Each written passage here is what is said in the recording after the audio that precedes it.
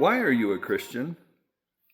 What is it that motivates you to attend church, read the Bible, live a better life, and give to the church or less fortunate? Jesus spoke a message that we find in Matthew chapter 5, verses 2 through 12, that is referred to as the Beatitudes. And as we wrap up this series, I want to look at how this can impact your everyday life. So let's go ahead and read those verses.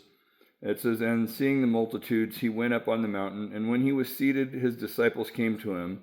Then he opened his mouth and taught them, saying, 'Blessed are the poor in spirit, for theirs is the kingdom of heaven. Blessed are those who mourn, for they shall be comforted.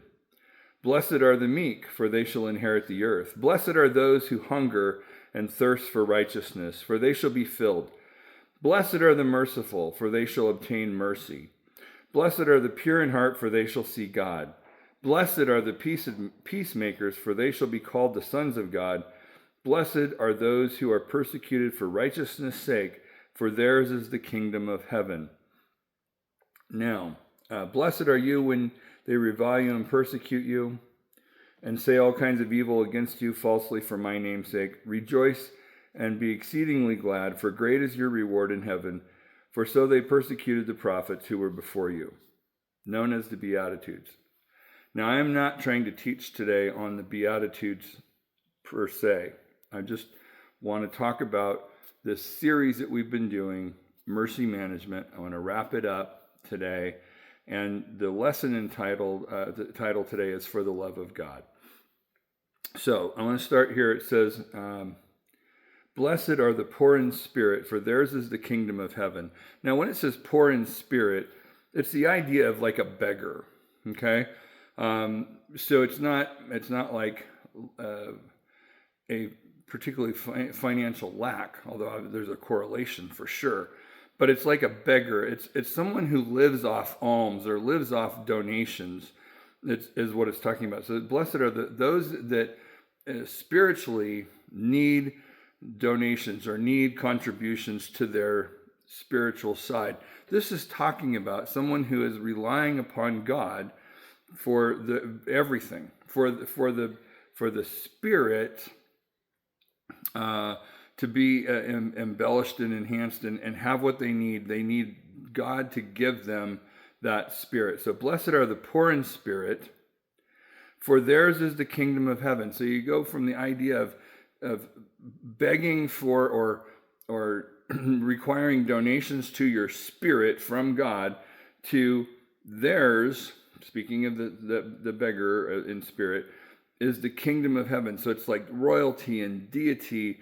And so when it comes down to that, what it's saying is, blessed are those who have God as their source, because they're going to get God as their reward. And that's important for us to understand, because it's key to how we live our life. All right.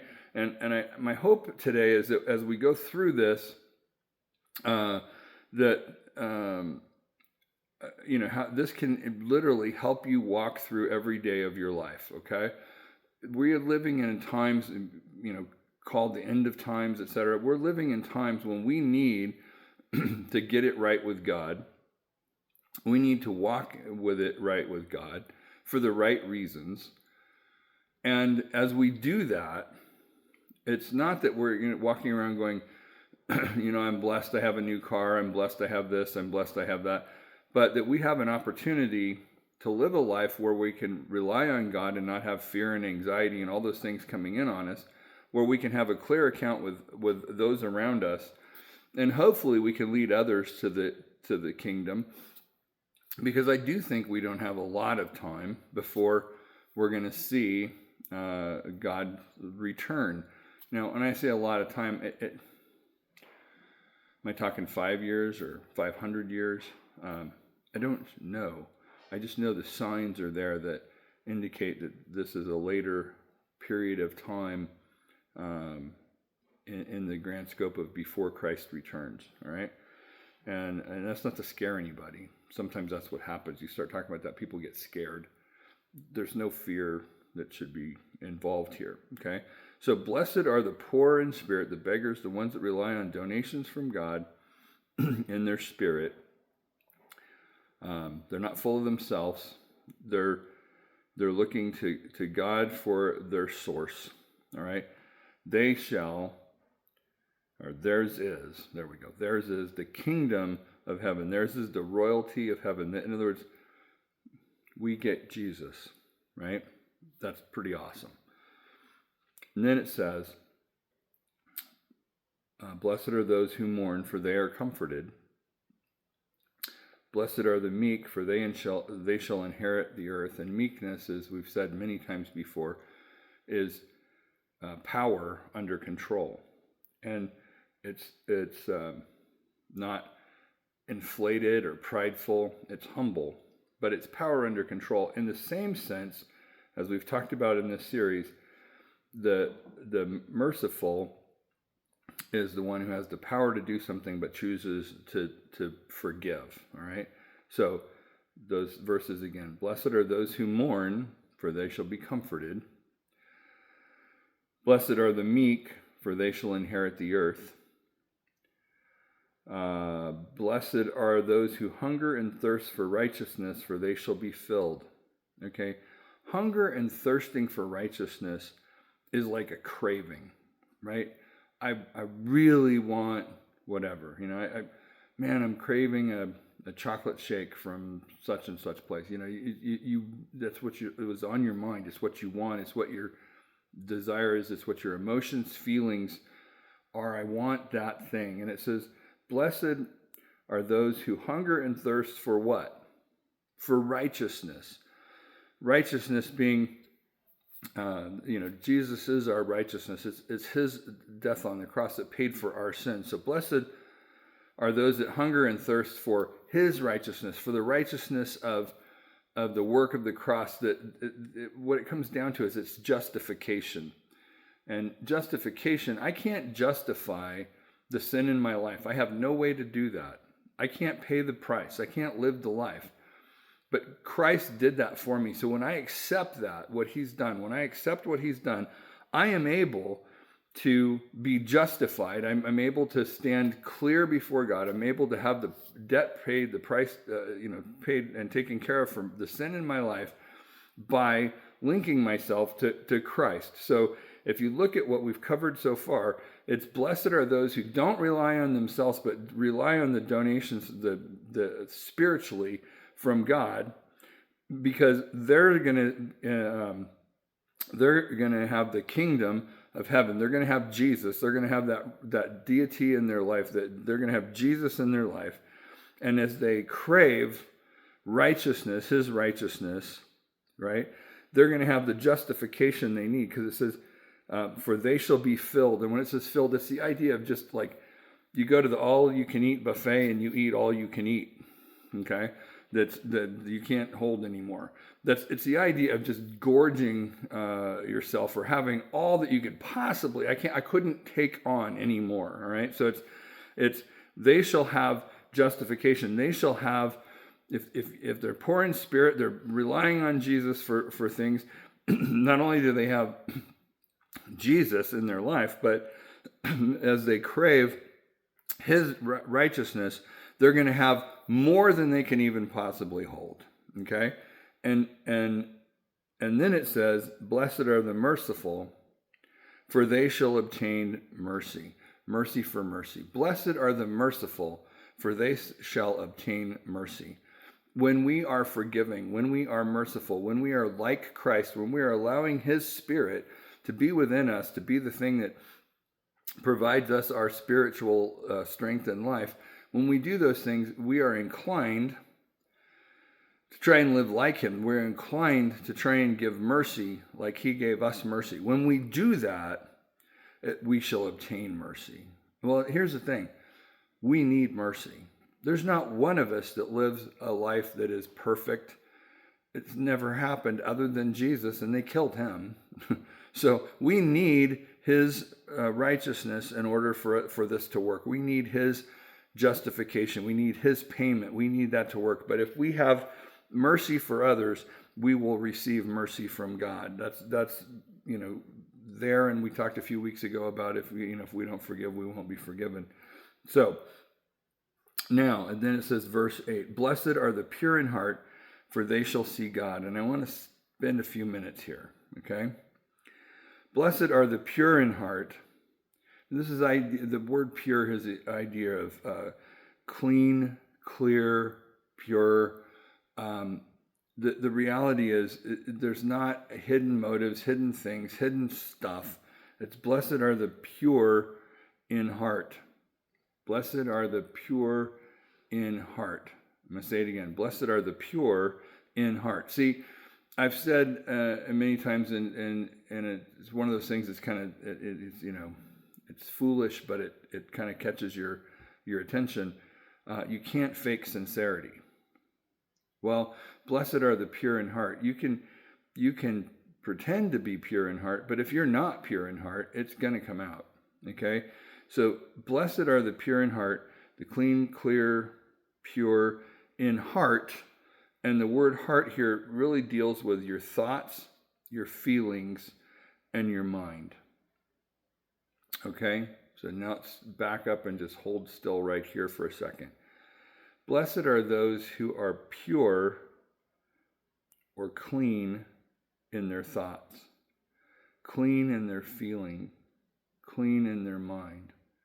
So you don't think, what an idiot, and say, oh, you're so knowledgeable. That's not pure. That's dishonest.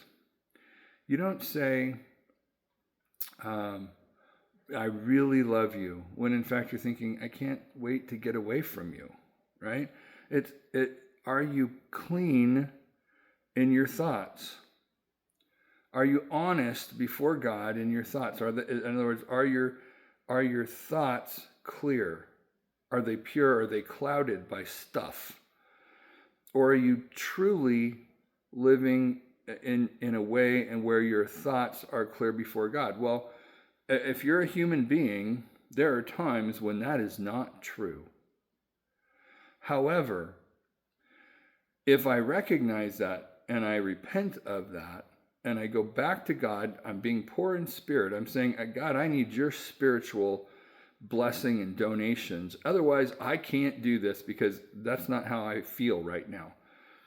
You're opening it up for God to touch your emotions, for God to touch your thoughts. The Bible says, take every thought captive. So what does that mean? Well, it means I pay attention to my thoughts, because my thoughts will lead me down a path that's not good or a path that is good.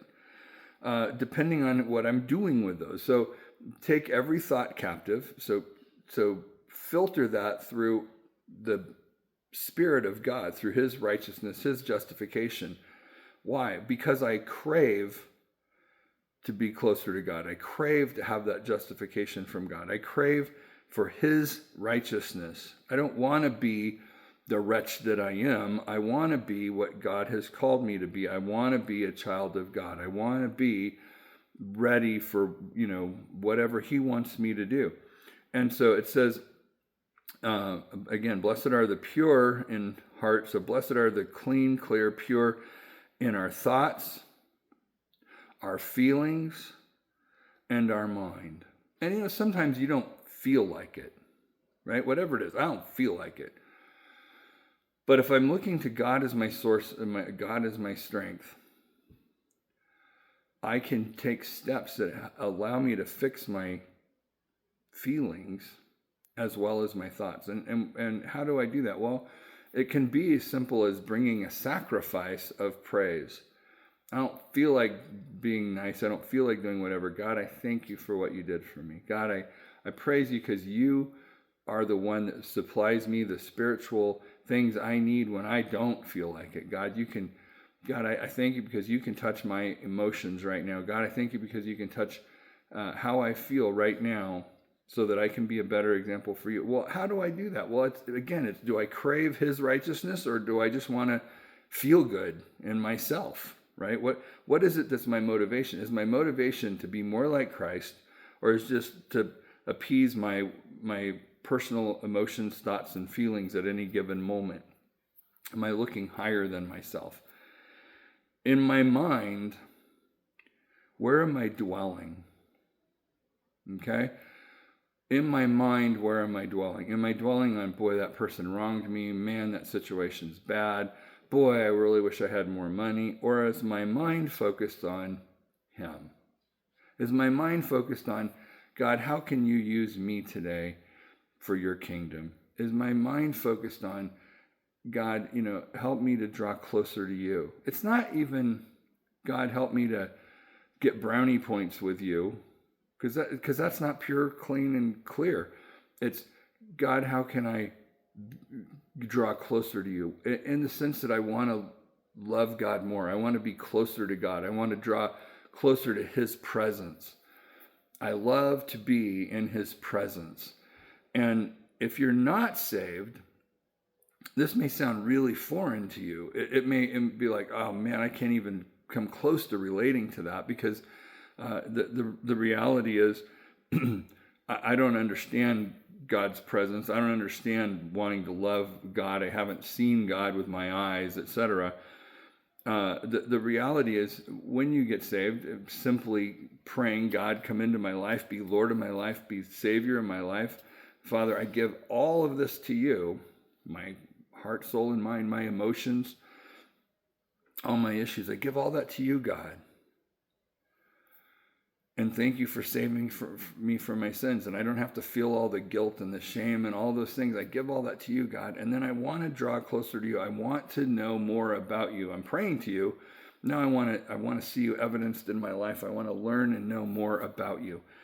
And that's the process we go through. But it says, blessed are the pure in heart, for they shall see God. And so this is the important part. I get saved. I say that sinner's prayer. It's what we call it, right? And there's a million variations on it, but at the core of it is just, God, come into my life, save me from my sins, forgive me, be Lord of my life. And it says, blessed are the pure in heart, for they shall see God. And this word see is the idea of something with your eyes wide open that is remarkable. Okay? It's not see like a mechanical see, like, I can see that. Or it's not like I'm going to sit and stare at something. It's you look and your eyes are wide open and you just get the sense, that's remarkable. That's amazing. That's awesome. So blessed are the pure in heart, those who have the clean, clear, pure thoughts, feeling, and in their mind.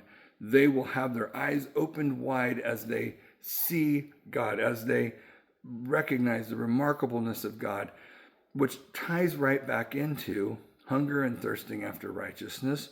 And it ties right back into God feeding my spirit, the donations from God feeding my spirit. This is critical. And then it says, blessed are the peacemakers, for they shall be called sons of God. Blessed are the peacemakers, those who try and bring about peace. And blessed are the peacemakers, for they'll be called or known as, or their surname will be the sons of God, of deity, of Christ. Okay? And this isn't the idea of you walk around placating everything that happens in life, but it's the idea that you work towards peace instead of towards conflict, and that you do that by letting the Spirit of God be the thing that leads you, guides you, directs you, empowers you, strengthens you through those donations with a pure motive and a pure heart and pure mind about things. You don't have your agenda that you're trying to work and, I can turn this situation into something that works for my advantage or whatever. But instead you're saying, God, your will be done. God, you direct me so that I can be an instrument of peace here. And sometimes it's just praying for peace. And I'm a big fan of praying for peace. God, let your peace come into this situation. It's kind of the starting place for me many times. It's just praying for peace. Peace in this situation, peace in this person's mind, peace in this person's physical body. Because peace is not the absence of conflict. But peace, and I'll attribute this to Rush Limbaugh, but he said, peace is not the absence of conflict, but it's the result you get after winning the war. Okay? When you've stopped conflict because there's no longer the ability for someone to bring conflict, and we can't do that in ourselves. If we try and do it in ourselves, we'll just make more conflict. But God can. It's kind of like when he spoke to the storm and said, "Peace, be still." Then the storm instantly was calm, and that was it. Why? Because his peace dominated, covered, and destroyed all the conflict that was going on in the storm. When we ask God for his peace in a situation, he can do that kind of a miracle where he can take people that are upset and have their emotions running wild, and he can bring that peace that just dominates that situation. And it starts many times in my own heart, is if I can have God's peace by asking God, please, give me your peace. And it says his peace passes man's understanding, surpasses man's understanding. I can say, God, give me your peace so I can remain calm in this situation. It's taken me a lot of years to kind of wrap my brain around this to the level that I have. And that's not to say anything fantastic. It's just that I've grown in that area. And you can too. And you may far surpass me in that, now or very quickly. But the reality is, when I let God give me his peace, I can have peace in a situation when everyone around me is going nuts. Okay? Why? Because God's peace is a reliance on God, looking for the donations in the Spirit from him that give me the ability to have peace. That I know he's going to take care of it.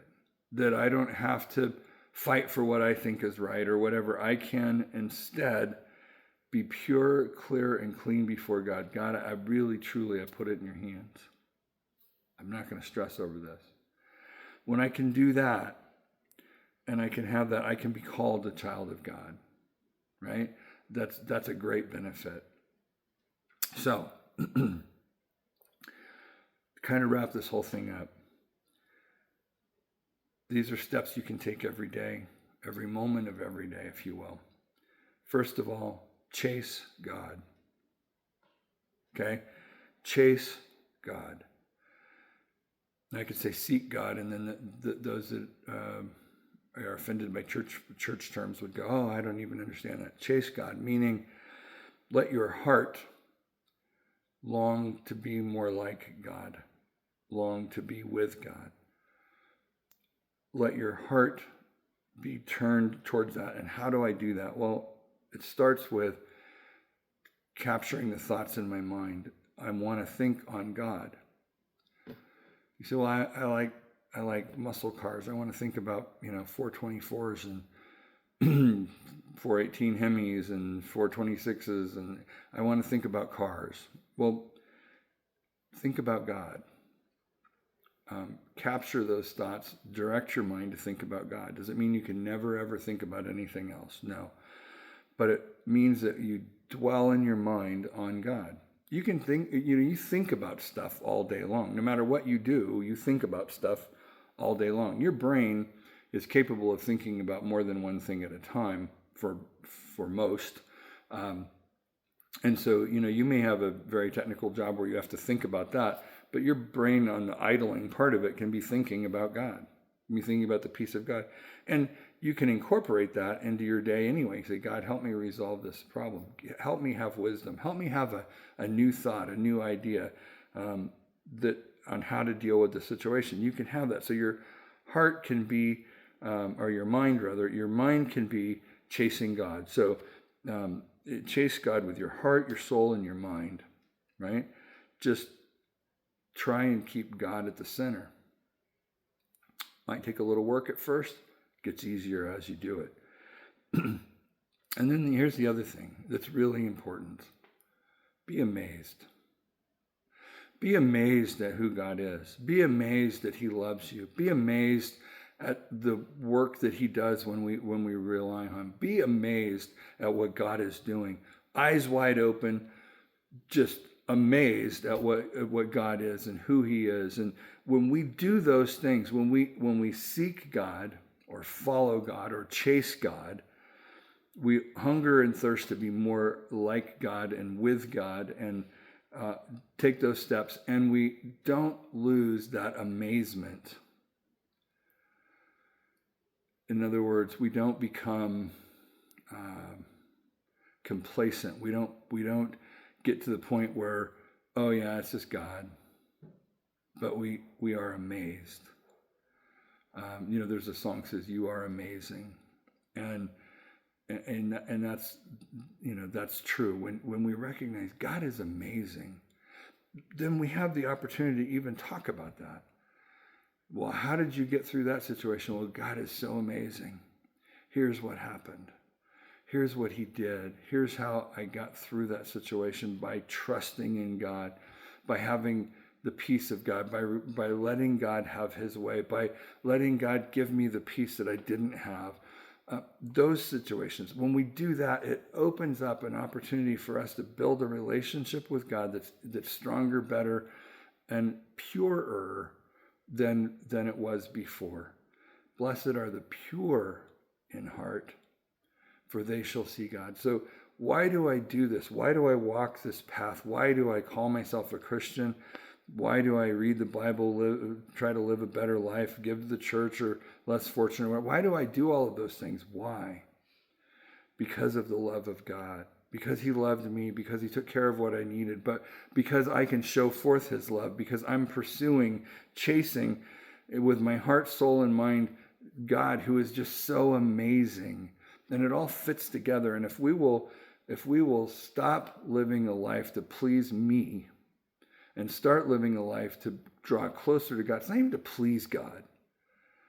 That's a byproduct, but it's to pursue the relationship with God. If I start living a life where I try and be closer to God, wow, it opens things up. And if I stop trying to figure out what's in it for me, and I guess that's one of my frustrations right now within the church, is there's so many messages and sermons and things that you hear that are all about how you can live a better life and have more prosperity and all those things, but they don't talk about the core, this part. How do I get to be more like Christ? How do I get closer to God? How do I show forth his mercy? That sort of thing. This is it right here. It's being pure in my motives to just get closer to God, loving on God, if you will. As I do that, it's amazing. And I can tell others about it. But I can live a life that is with less anxiety and all those things. And I can help other people do the same thing. But it's not through preaching at them per se. It's at showing them as you walk through your daily life. It's your testimony of, look what God has done. Isn't it amazing what God has done? And so, like I said, as we wrap this series up this week, we're going to start another series next week. And it's called 23andMe. And so look for that. It's going to be good, but I want you to, it ties well to this actually, but I want you to look at how can I just let my heart, my soul, and my mind chase after God and be amazed at what's going on. And it starts by putting him first. And that's a decision that you make. It's one that gets easier as you make it day by day. And as you do that and grow, you're going to see God do amazing things in your life, but you're also going to see the opportunity to say, God, help me to minister to someone else. Help me to help someone else through my deeds and my actions, by letting you direct me and work through me, not by me forcing it or anything else, but purely by letting you be Lord of my life. And the idea that I want to help others and I want to have a helping attitude and a helping spirit instead of it's all about me. So I'm going to encourage you to take those steps this week and every week, if you will, going forward. We hope that you'll jump back in here next week for the first in our series, 23andMe. And that's it.